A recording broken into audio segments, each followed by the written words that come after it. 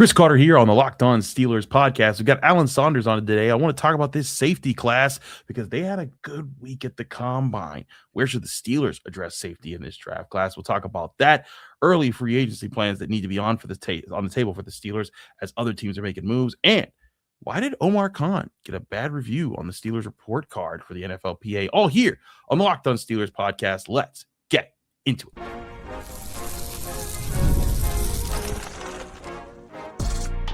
You are Locked On Steelers, your daily Pittsburgh Steelers podcast, part of the Locked On Podcast Network, your team every day.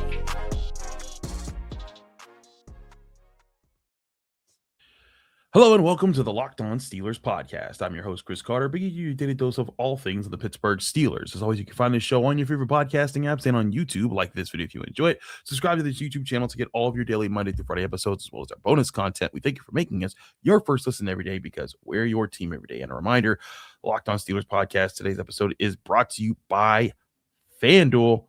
FanDuel is giving you a way to turn that energy into even bigger potential wins with a college basketball parlay profit boost. Head to FanDuel.com to get started. As I said before, we're joined by the man himself, Alan Saunders from SteelersNow.com. You know him, you love him. He's back on the show. Alan, I talked yesterday about wide receivers. I talked Friday about corners. I didn't get a chance to talk about the safeties, but these are arguably the three positions I think the Steelers look the hardest at least with their formal interviews. And when combining them all, it's 28 receivers, corners, and safeties that they had formal interviews, at least that we know of. That is over 60% of their former interviews in those three positions alone. So it's an emphasis. But I want to focus on the safety position and particularly how good they looked at the combine. We saw some pretty good numbers posted. Dillon Thieneman, I think, was the highest graded guy that ran that 4.35 second time in the 40-yard dash. A lot of people really like that. Guys like Lorenzo Styles Jr. put himself there. Jalen Kilgore with a 4.4. VJ Payne, Bud Clark with a 4.41. Lots of good running times out there, but also people impressed with AJ Haulcy just in general. Emmanuel McNeil-Warren as well. What do you see and like out of this safety class that makes you feel like this could be the class that the Steelers do address a position that was a big weakness for them? Well, I like Caleb Downs. Does that count? We all like Caleb Downs. I don't think he's getting out of the top 10. Might not get out of the top 5. Tough to project the top of this draft class, by the way. Mm-hmm. I think this is a really good safety class, but I'm not sure how to answer your question because I think it's actually a little bit tough to project. I think there are two players that I really like in the end of day 1 or the beginning of day 2, and that's Emmanuel McNeil-Warren and Dillon Thieneman. They're very different players. I got to talk to Thieneman at the combine. I really liked him. He transferred from Purdue to Oregon. If you remember, very similar sounding story to Derek Harmon's college path. That Oregon defense, while not exactly what the Steelers are doing, I think it has a lot of similarities. They do play a bunch of odd fronts, and Thieneman, who played mostly all like deep safety when he was at Purdue, went to Oregon and showed that he can go in the box too. And I think that versatility is really nice, especially when you look at the Steelers. And the big problem here is, Chris, I don't know what kind of defense they want to run. So I don't really know. Like, maybe they want Dillon Thieneman, who's a versatile guy who can maybe do a little bit of everything. Maybe they want Genesis Smith, who was just a pure center fielder. Just put him 12 yards away from the ball and never touch him. Maybe they want Bud Clark or Zeki Wheatley from Penn State, who can get down in the box and go hit people. I don't really know. And so I think that part of it, and then like I was saying about those two guys, like I think McNeil-Warren and Thieneman are probably between the Steelers' first and second picks. So are they willing to move? Is safety a big enough priority for them that they're willing to move around the draft board to make this happen? I'm not sure we have the answer to that either. When we talked to Caleb Downs, I got to ask him a couple questions. I talked about his, the reason he's so up there too is just he's a smart, well put together athlete. There is a rumor about knee questions. Maybe that bumps him down, the lower part of the top 10, but I still think he goes top 10. He looks too complete of a player. But I also asked him about Nick Emmanwori, because Nick Emmanwori, and something we've been talking about on this show, and I've been talking about, in other places as well. Safety isn't just, Ed Reed at free and Troy Polamalu at strong. You got to do a lot of things if you want to be a high-level safety in today's college football and NFL worlds. I want you to listen to Caleb Downs when we were talking to him. This is Caleb Downs from last week at the NFL Combine. Yeah, he's a silky smooth receiver. His routes are great. He actually is a very good blocker too, so he adds a lot to our offense, and I'm excited to see what he does. Caleb, when you talk about your versatility, a lot of coaches talk about how great of a student of the game you are. Where did you feel like you took that step in your college career to become the guy that can identify as many things as you do? I would honestly say, like, when I walked in as a freshman at Alabama, I made a choice to try to make everything even as possible. A lot of guys had been there for 2 or 3 years before me, so really was just trying to learn as much as possible. So whether that was going in extra to learn from the coaches or just studying on my own, really just trying to be a sponge of everything that I'm around. You talked about legendary safeties. What do you like about some of the younger safeties that make an impact, like Nick Emmanwori and helping them get a sale? And just that was the last one I should have put, but he played a lot of nickel this year, honestly. Right. Yeah, they're changing the game. Nick changed the game this year with his size and how he played and the physicality he played with, and then also being able to play the coverage that he played. He had a great year, and I told him that whenever I saw him. Caleb. I think when you talk about Nick Emmanwori, he was a guy that I loved on the draft board last year, but he, like you said, he played a lot of nickel, he played different things.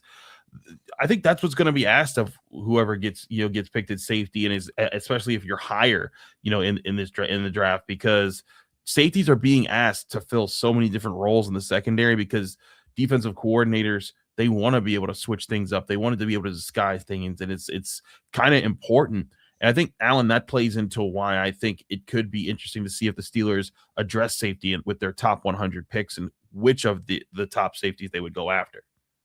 I don't even know if I'm willing to call Nick Emmanwori a safety anymore. I mean, he basically, but I think there's really sort of 3 archetypes there, right? There's that big burly box safety with that DeShon Elliott, Terrell Edmonds style. You have the center fielder, and then you have these guys who are asked to do a lot of the things that nickel corners are asked to do, but are also safety kind of body types. And I think those are pretty rare. I mean, Kyle Hamilton does some of that for the Baltimore Ravens. But I think you got to get a pretty good player if you're thinking about trying to do that. I don't think you can just put anybody. I mean, Emmanwori's like 6'3", 225. Like most guys 6'3", 225 are getting cooked out there by slot wide receivers. That's not where you want them. And so I think you got to have a pretty rare guy to fit that role. I think it's really hard to project any of these guys to being that. But I think they could be impact players at safety in general. I think that's the thing here, is that you want an impact player in some way, whether it's a deep guy. I mean, here's the other thing. They're getting DeShon Elliott back. You're presuming maybe you have Jalen Ramsey to fit into that role. And those are 2 guys that maybe you want playing closer to the line of scrimmage. Maybe the answer is getting a guy who can be part of a rotation, but does take on that deep role, maybe that Genesis Smith that you were talking about as far as fitting there. But having guys that can rotate, especially close to the line of scrimmage, would be important. I thought it was interesting. Brian Baldinger, Baldy, with the great takes that he has, he was putting together his big board. He put one of the guys that I've been looking at as a cornerback, as a safety, in Keontae Scott out of Miami. And I love Keontae Scott's tape. I've been talking about him a lot. If the Steelers gave him in the second round, I think that's a great value. But kind of like you said, like, just because of how roles fit, he's seen as a safety less than a cornerback.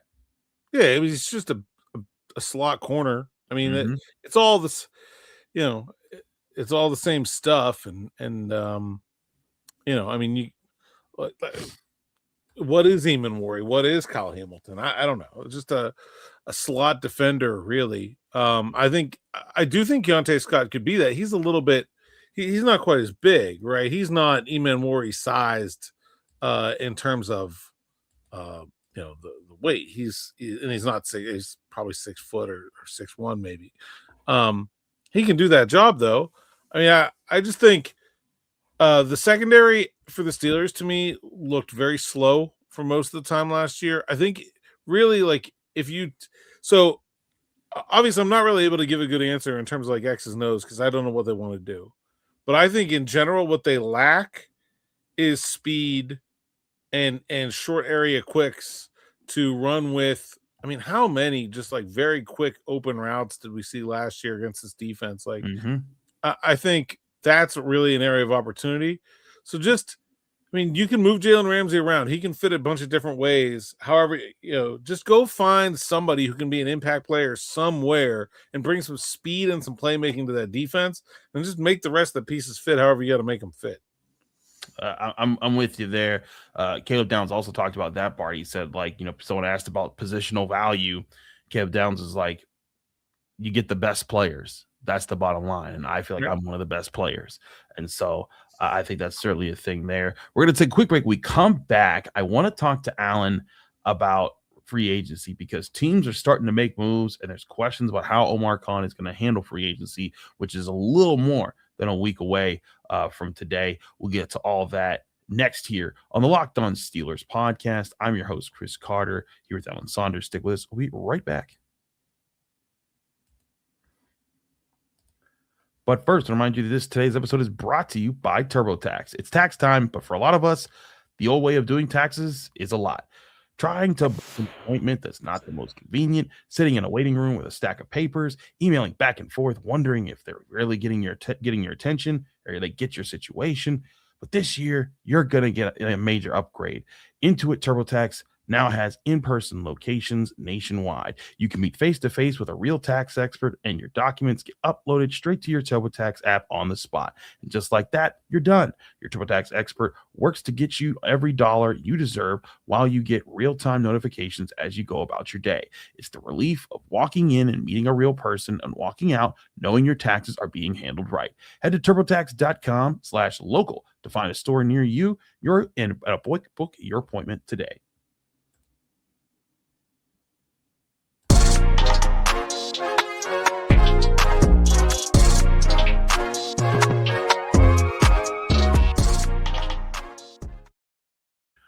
Back here on the Locked On Steelers podcast, Chris Carter here with Alan Saunders. Alan, there's been some moves being made across the NFL. The Texans cut safety Jimmy Ward. They also acquired David Montgomery from the Lions in a trade. Excuse me. The Commanders are planning to release Marshawn Lattimore. There's all sorts of moves are being made. Linemen are moving around here. And so I turn our attention to the Steelers situation right now with the pending free agents, with moves they can make. What are some early priorities you have or interests you have for how Omar Khan's going to handle things? Or do you think we're just going to get all quiet on the Steelers front until March 11th, and then it's just going to be guns a-blazing? Well, I think before we get to March 11th, the tampering period starts on March 9th. Right. And I think before that, we'll know about at least a few of the Steelers' internal free agents. I think if you get to that tampering period, it has happened where guys have come back, but it feels like it usually doesn't. I know the Steelers are trying to bring back Kenneth Gainwell. I know they're trying to bring back James Pierre and Asante Samuel. Not quite sure what their plan is at left guard, where Isaac Seumalo is a free agent.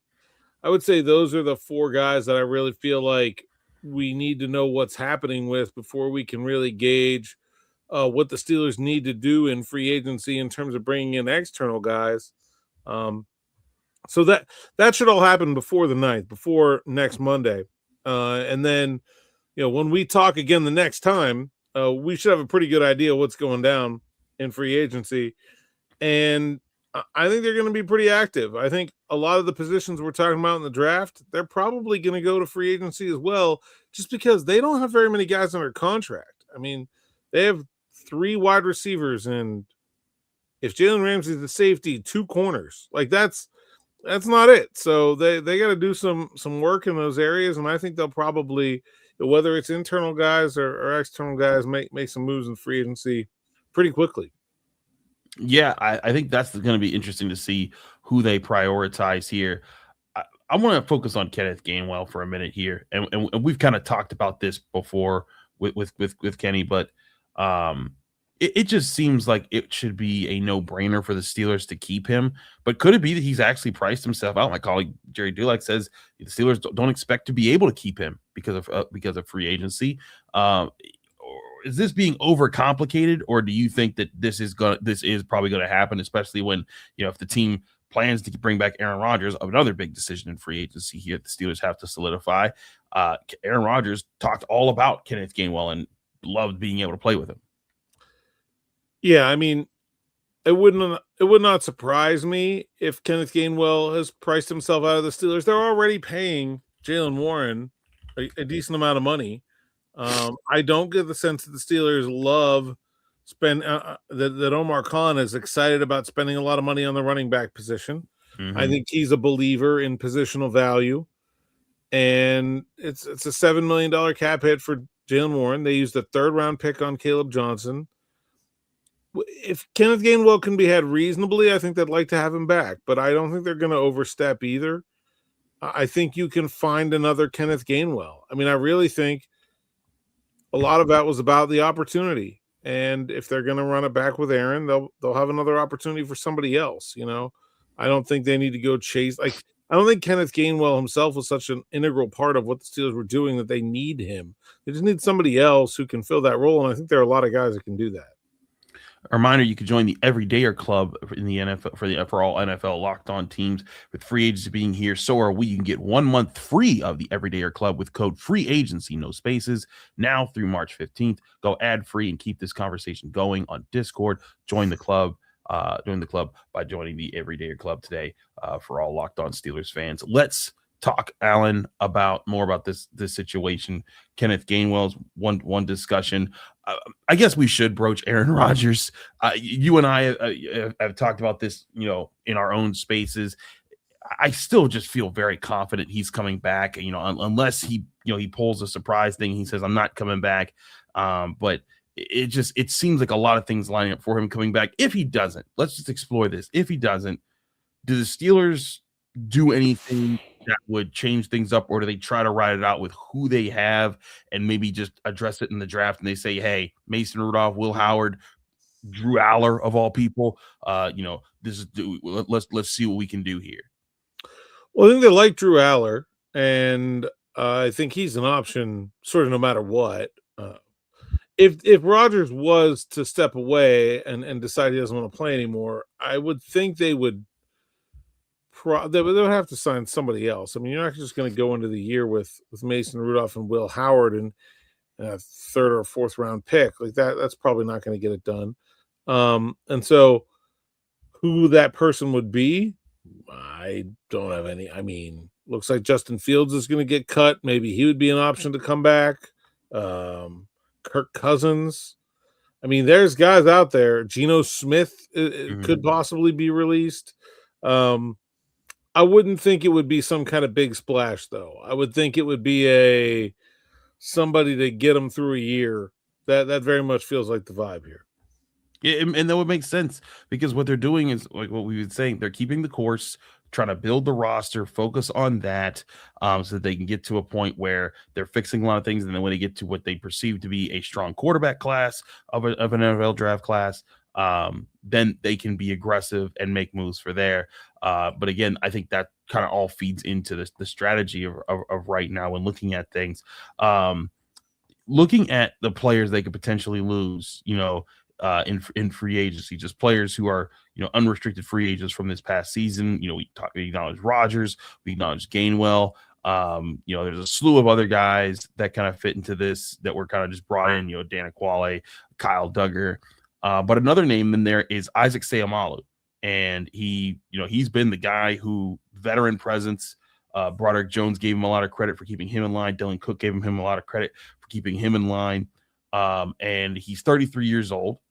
And so that's a question there. Is he a person that you think that the Steelers try to bring back, or do you think they switch it up and try to bring a younger guy in or draft a guy that could start at that left guard position? I don't know. It doesn't sound like they are aggressively pursuing a return with him, but I'm not sure what they have planned instead of that.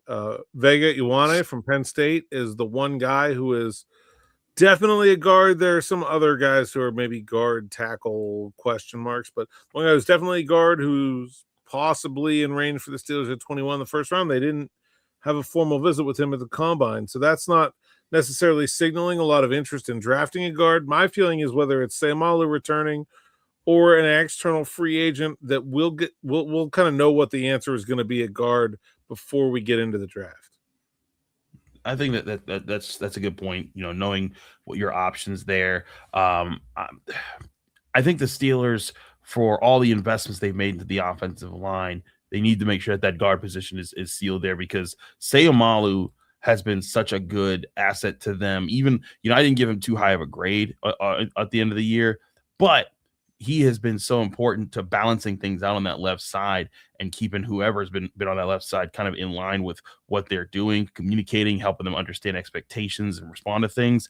I think, as much as, Kenneth Gainwell, if he were to be lost in free agency, that'd be a big blow. I think that Isaac Seumalo, while this young offensive line is trying to grow right now, losing him could have some rougher impacts on this offense than I think people realize. It definitely could. That's why I think they would not want to replace him with some rookie, right? Where if they're replacing Isaac Seumalo, it's going to be somebody with the similar kind of, experience level, maybe not quite as experienced, but someone who's already been an established starter in the league, right? I think that would be what I would look for. And it does appear to be a decent free agent class at the guard position. So if that's the road they take, I think they'll be able to find one. Certainly could be an option there. Well, Omar Khan has his work cut out for him as far as handling free agency and things, but he also has to, he got a not so great grade by the NFLPA report cards that were leaked for this year, on what the Steelers were. We kind of always get at the facilities, but Omar Khan receiving that grade, I thought that was interesting. I want to talk about that and what could have led to that next here on the Locked On Steelers podcast. I'm your host, Chris Carter. Stick with us. We'll be right back. But first, I'll remind you that today's episode is also brought to you by Indeed. Workplace chaos, deadlines sticking up, inbox overflowing, and the one position you have to fill is still sitting open. When the pressure's on and you need the right hire, this is a job for Indeed Sponsored Jobs. Indeed Sponsored Jobs helps you reach the people who actually fit what you're looking for: skills, experience, location, so you're not just hoping the right candidate stumbles across your post. And here's a stat that says it all. In the minute I've been talking to you, companies like yours have made 27 hires on Indeed, according to Indeed data worldwide. So if you're hiring, spend less time searching and more time interviewing candidates who check all your boxes with Indeed Sponsored Jobs. When you need the right person to cut through the chaos, this is a job for Indeed Sponsored Jobs. Just go to Indeed.com/podcast right now and support our show by saying that you heard about Indeed on our podcast. Indeed.com/podcast. Terms and conditions apply. Need to hire. This is a job for Indeed Sponsored Jobs. We're also brought to you by FanDuel. College basketball is nonstop, big games, tight spreads, momentum swings every single night, from early tip-offs to late-night West Coast shootouts. There's always action on the board. And now FanDuel is giving you a way to turn that energy into even bigger potential wins with a college basketball parlay profit boost. You can now build any college hoops parlay you want, rivalry games, ranked matchups, whatever fits the read. You can make spreads, totals, player props, all find different ways to win, and apply that profit boost and instantly bump up the potential payout. Go safe, go bold, ride with the team you've been following all season. It's your parlay, your style, and now with more upside behind it. Head to FanDuel.com to get started. That's FanDuel.com. FanDuel, play your game.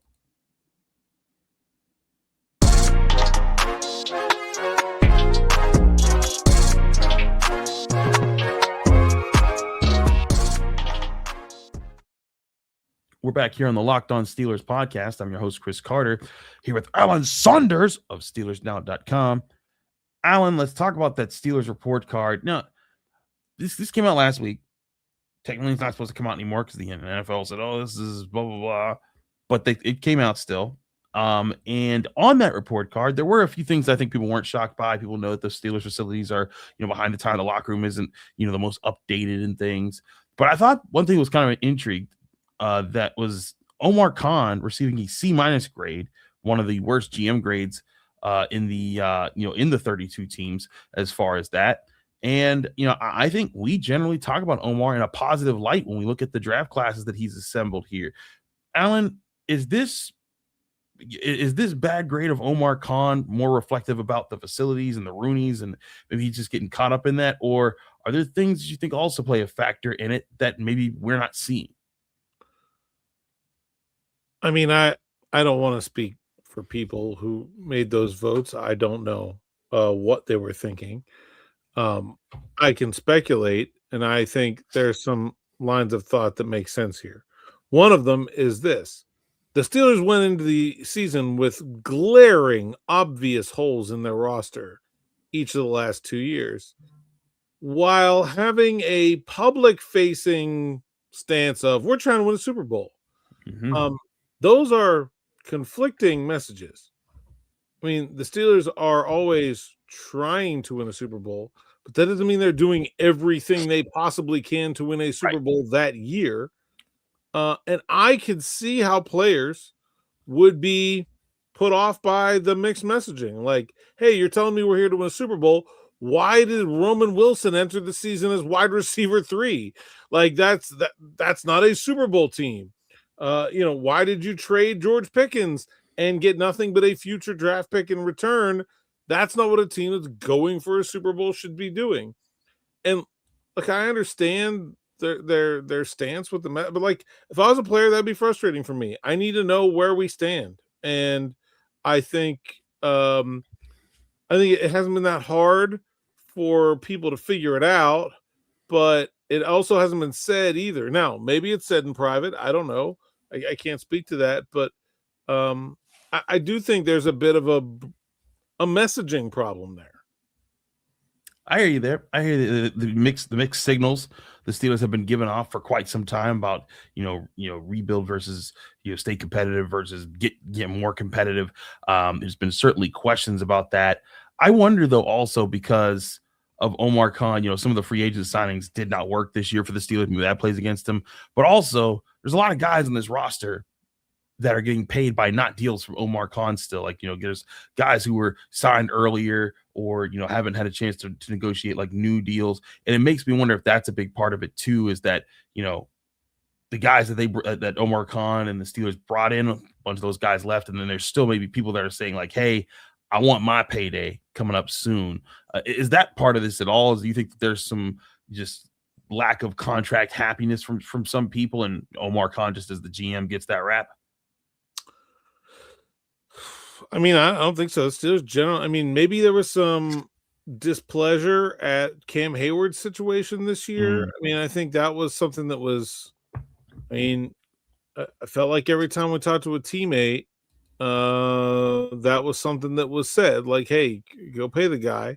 Cam probably ended up being the best player on the team, and they didn't pay him. He didn't make any more money for whatever. I mean, it was barely held out anyway, but the whole thing was overblown. But maybe that's a part of it. But I mean, I think in general, the Steelers kind of take care of their guys. Like, I don't see any reason for there to be and Omar has negotiated every contract on this team. Whether he was the general manager for it or not, I guess there's still some guys under old deals, but he's negotiated every single contract. And so, I mean, this grade of all of the grade, I mean, there were two really that stood out to me. This one and the team flights being so bad, I didn't understand that one either. We're in that locker room every day. I generally get a sense of what people are complaining about. Didn't hear a lot of complaining about the flights this year, and that ended up being. And I don't hear a lot of complaints about Omar either. So I don't really know what the specific issue is here. But I mean, I would just circle back to like, I think the other part of this probably too is that like, look, the Steelers had like this sort of conjoined leadership model, right? Where like Nothing is Omar Khan's decision, and nothing is Mike Tomlin's decision, and nothing is Art Rooney's decision. And those things kind of get lumped together, right? And I think it's probably pretty easy if you're a player who is with Mike Tomlin every day and loves the heck out of that guy, and then see some other things in the organization not going so well. So, that must be the other people's influence. That can't be Mike. And that may or may not be true. Oftentimes players don't really know how that part of the sausage gets made. Or the hot dog, as Mike Tomlin would say. Yeah, or the hot dog. But I think that you're right. I think there's some complications there. I just wanted to explore that because when those grades released, no one's shocked about like the accommodations. We all saw the turf like this year. Gosh, I mean, it was awful. It was the facilities. I mean, look, they got 4 or 5 years left in this building, and they'll have a shiny new one somewhere in some form or fashion. It's not much they can do in the meantime. Right. Which takes us to Omar Khan and what he will be doing in the meantime. And the strength and conditioning coach who had already been fired by the time the thing came out. So, you have that too. Well, the Steelers, I think, are going to be aggressive this offseason. Just how and when, we don't know just yet, but that's where the fun begins for us. That's where we continue to explore here on the Locked On Steelers podcast. Alan, thanks so much for joining us here on the Locked On Steelers podcast. Let people that can find you, follow you, and get more of your work. _PGH on social media. SteelersNow.com is where you can find my written work and my podcast, Steelers Morning Rush and Steelers Afternoon Drive, or on the Steelers Now YouTube page or anywhere you find podcasts. Just search Steelers Afternoon Drive. There you have it. Check out Alan. He does great work. Thanks, Alan, for joining us. Thank you all for joining us here on the Locked On Steelers podcast. I'm your host, Chris Carter. Follow me on Twitter, Instagram, TikTok, Blue Sky, wherever you get social media. My handle is always at Carter Critiques. Read my work in the Pittsburgh Post-Gazette by going to post-gazette.com. Find me here every day, Monday through Friday, breaking down your Pittsburgh Steelers here in the Locked On Steelers podcast, as well as bonus episodes that come out from time to time. Thanks again for tuning in. We'll be back tomorrow with more on the Locked On Steelers podcast.